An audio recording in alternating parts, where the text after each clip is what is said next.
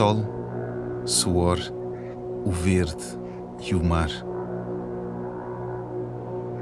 Séculos de dor e esperança. Esta é a terra dos nossos antepassados.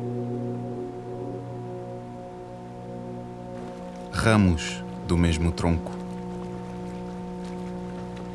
Olhos de uma mesma luz.